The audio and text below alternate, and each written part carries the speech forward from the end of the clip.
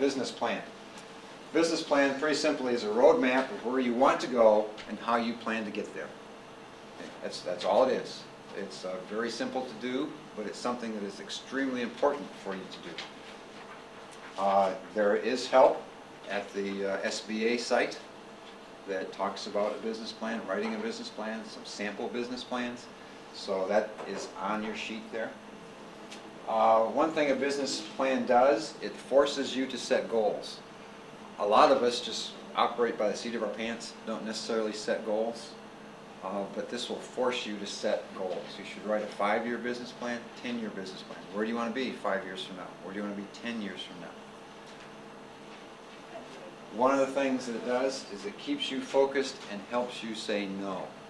A lot of us have problems saying no.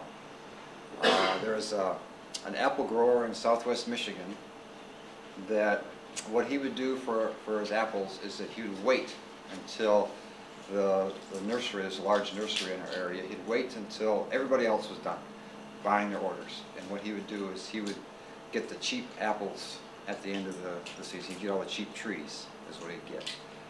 And that was his business plan, was to buy the trees that were left over and plant those out. Well, the problem with that is that a lot of those trees were not #1 trees. A lot of them were varieties that other people didn't want because they weren't selling very well.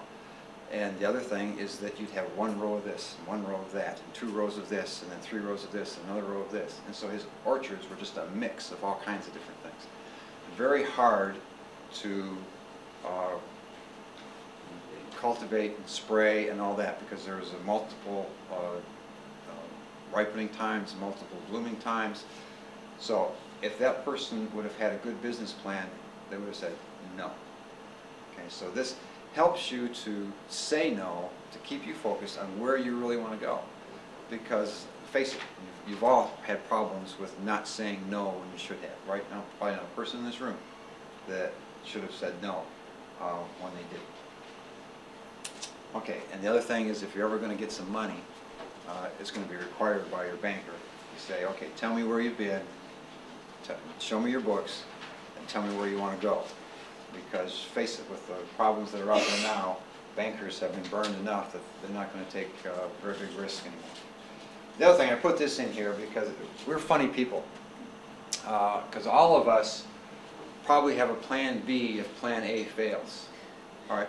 But few of us have a good plan if plan A succeeds. You know, what are you going to do if this is a success? What are you going to do if the market, the little stand that you put up, and all of a sudden you're selling $100,000 a year and your little stand is not what it needs to be, and you're too close to the road to build a parking lot now because you didn't plan ahead for success to have that building farther off the road. So plan for success because that's what you want, right? You want success, so plan for it. You can also plan for failure, but don't forget to plan for success. Things you need to pay attention to are local ordinances, and this causes lots of problems because there's probably, what, half a dozen or more townships represented here, and the ordinance that's in one township is not the same as in the other township. What we need in this state is a uniform ordinance code. And we don't have that, unfortunately, because one township will let you have signs that the other township will not. So there are some things that need to happen for this type of business to do well. Part of the problem is that for local township zoning, local township inspectors, it's easy to say no. If they've never had any experience with it, the first thing they're going to say is no. You know, they know what to do with a gas station because there's enough of those around.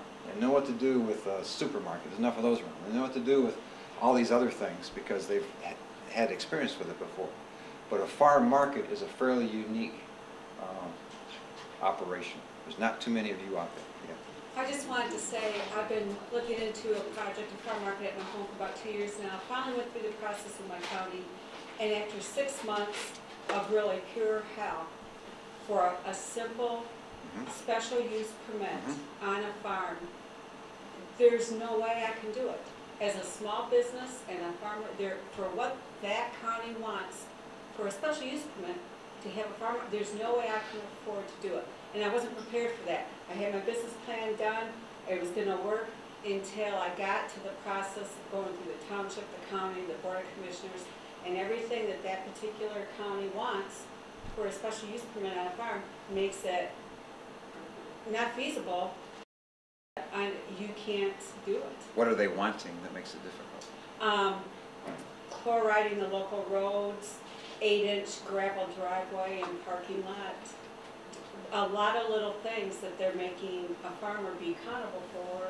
Now, I can run a tractor and cash crop and I don't have to do anything with my road, but if I have a farm market, they're making, there's no way I could afford to do that. See, part of that is, again, you're unique, and so they're applying what they already know to, that is in play for other operations that is much more than what you really need for your operation, because they just don't know. Part of it is an education, and we're currently working on that. We're trying to develop what's called a GAMP, G-A-A-M-P, which is Generally Accepted Agricultural Management Practices, for farm markets. And really it's going to be an education tool for you getting into it, and for these local townships to make them more familiar with what a farm market really is. Because like I said, it's easier to say, no, you can't do it, than it is to say, yeah, go ahead. Driveways, signage is going to be something that's going to come into play. Building codes, if you have an old building like I showed you, you know, who cares what the cows might encounter inside of there, but once you start inviting people inside that building, that changes things. You have to have the wiring up to code, you have to have everything up to code. And so you just can't take your old building and all of a sudden put people in. I was thinking a freight elevator is a lot less regulated than a people elevator. Yeah. But there are ways to grow into it, though. Like ways to grow into it, yeah. If you can't just, you know, don't jump both feet in right away anyway. You can kind of grow into it. But the driveway thing, you know, I've had problems with people just putting a stand out on a busy road, and the only driveway they have is the shoulder of the road. You know, that's just plain stupid. That's scary. Yeah. Okay, health codes come into play when you start the processing. We already talked about that a little bit. When you start cutting things up and start processing, then you fall under the MDA health codes. That's the MDA is going to be your inspector. Parking, you have to have so many parking places, and when you start getting into so many, you have to have so many handicap places that are designated handicap, and so on. All right. First impressions, things that you're going to see, things that people are going to see when they first come into your business are signs, the parking lot, the exterior landscaping, entry and their first step into the store, the first member of the sales team, and then 70% of what they will remember are those things right there. So you want to have those looking good, because 70% of what they're going to remember about you and your operation are really from first impressions. So, employees, okay, who do you want greeting your customers? Now, this guy on the left may be very personable, may be very, very nice, but do you really want him greeting your customers? I don't think so. Yeah. Yeah. Depends on the group you're dealing with. Yeah, okay. All right, that's important. And so what will your customers remember? I go back. 70% is based on first impression, 20% based on final contact. So 90% of what they're going to remember about you is what they see when they first come in and what they encounter when they leave. So again, I ask you a question. Who do you want greeting your customers? It's got to be somebody that is very personable. And not only personable at the beginning of the day, but at the end of the day as well. Okay? They have to be friendly all the way through. Okay, one thing you need to do is develop an application. A lot of farm markets don't have any kind of application. You need to know who you're hiring, and you need to know their abilities. Can they act? Can they read? You know, that kind of stuff. Can they count? You know, what kind of education do they have? Do they have a criminal record? You know, those are all things you can ask. So you need to develop an application. The other thing you need to do is to develop a position description and the responsibilities that go along with that. Because if you don't have that, how do you know if a person's not doing their job? And then the same with, they need to know what their job is so they know what you're expecting out of them. Because it's hard to fire somebody when it comes to it and say, you're fired, and they say, well, why? It's because you weren't doing your job. And they'll say, well, what was my job? You never told me. And so you need to have a description and the responsibilities that go along with that. Another rule of thumb, don't hire anyone you can't fire. Okay, where does that come into play? Usually it comes in family. All right, family or friends. So you need to be aware of that. The orchard that I worked in New York, we had a mother and we hired her son. The mother worked in the processing kitchen. The son worked with me out in the orchard. And I fired him on the spot because I came back and they were throwing cherries at each other. So I said, okay, you guys are done. And but what I did is I went and I told his mother, I said, I forget his name. I said, I fired your son today. And she said, good. And so, you know, a lot of mothers will like to do that. You know, if they're messing around, they need to know early on in life that when you're hired to do something, you need to stick with it and do it. So, you know, but I told her. You know, I didn't wait for him to tell her when she got home. The other thing, talk to your neighbors. If you're going to start this operation, let your neighbors know what you're going to do. Good neighbor relations are very important because they're the ones that are going to complain about the traffic and the cars parked along the side and all this kind of stuff. So let them know what you're up to. Even keep them egg and apples every now and then. There you go, keep them happy. Signs, a little bit on signs. I'm not too particular about signs. You know, there's a wide range here. This sign here is getting a little bit overgrown with the growth here. This here is handmade. The thing about signs, I think, is consistency. You know, they can be consistently bad. You know, you wouldn't want me making your signs because my penmanship is terrible. It's never been good. But as long as it's consistent, I was at an operation one time and my first impression, the sign that I saw, well, it's not a very good sign. But then as I went through the whole operation, they maintained the consistency of that sign through the whole operation. And by the time I was through, I was okay with the sign because it was consistent. You can develop into signs like this eventually. This sign on the left, I think, is too busy. Remember, a lot of your people could be driving by at 60 miles an hour, and I would say that's hard to read all that stuff at 60 miles an hour. This is the sign I like the best, right here. It's colorful, it's simple, and I can read it when I'm driving down the road. Okay, this is certainly not a farm market, but it's out in California. I have this just for the signs inside. Again, consistency. You know, they have the same person doing the signage. With your bigger ones up here as well as your smaller ones in here. What do you see wrong in those signs? Spelling is one thing. Spelling is terrible. You know, here you got local produce and you've got a gallon of milk, and this is not good. You know, have somebody with some artistic ability making decent signs.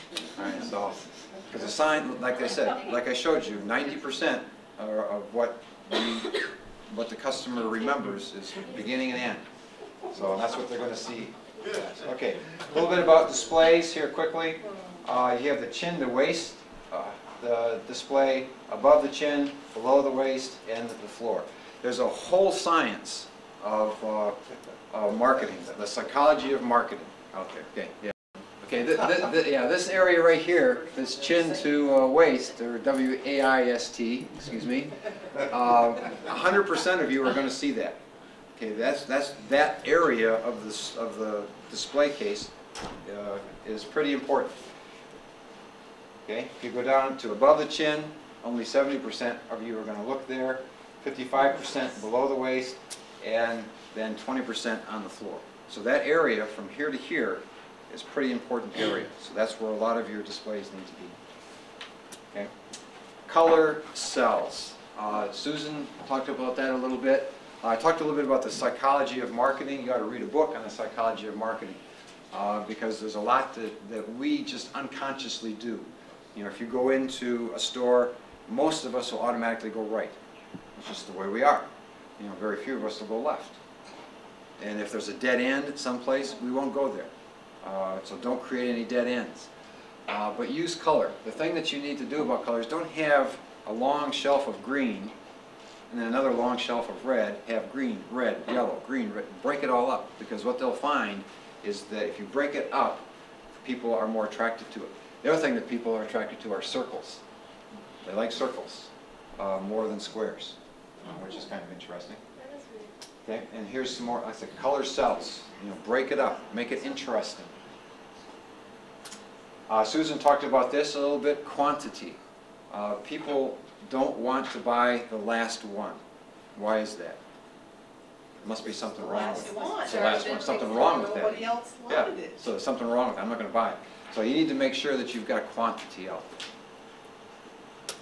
Okay, what's wrong with this? Or is there nothing wrong with this? What do you think of this? It's just thrown together. You've got different kinds of containers in here, different sizes, and you have an intermingling of more high-end type products with the lower-end type products. This is a terrible display. You got all this junk down here. You know, people look at that and say, no, that's just a storage area for junk. And you look at it and say, well, how long ago was this down here? And do I really want to buy that? Yeah, and so it's really not a good display. Pricing, a little bit about pricing. A lot of us will look at the material, labor, and a little bit of profit and say, there's my price. Forget that. The pricing you ought to use is, what can I get for this?